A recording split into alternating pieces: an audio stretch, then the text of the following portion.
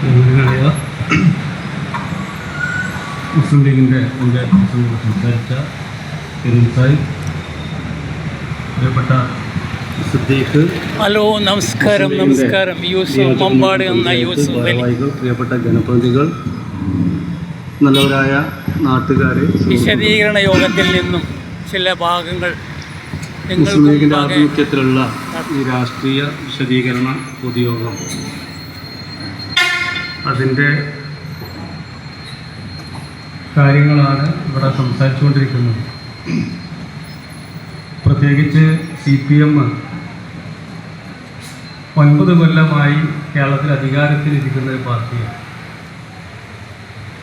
ഈ പ്രദേശത്തടക്കം തദ്ദേശ സ്ഥാപനങ്ങളിലും താൽക്കാലികമാണെങ്കിലും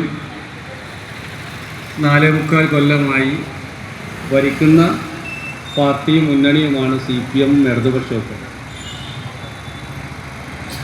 പക്ഷേ ഒരു പൊതുയോഗം വിളിച്ചിട്ട് നാട്ടിൽ നടക്കുന്ന വികസന പ്രവർത്തനങ്ങളോ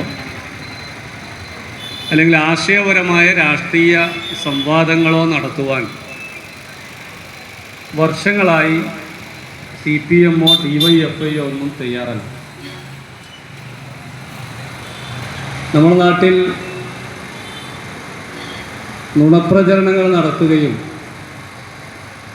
യാതൊരു വിശ്വാസ്യതയുമില്ലാത്ത ഒരു ചാനലായി കൈരളി അടക്കം മാറുകയും ചെയ്ത ഒരു രാഷ്ട്രീയ സാഹചര്യമാണെന്നുള്ളത്. നമ്മൾ ഇടവണ്ണയിലെ യൂത്ത് ലീഗിൻ്റെ ഒരു പ്രവർത്തകൻ മുനീർ ചെറുന്നീനവർ മുസ്ലിം ലീഗ് പാർട്ടി അച്ചടക്ക നടപടി എടുത്തപ്പോൾ ഇന്നലെ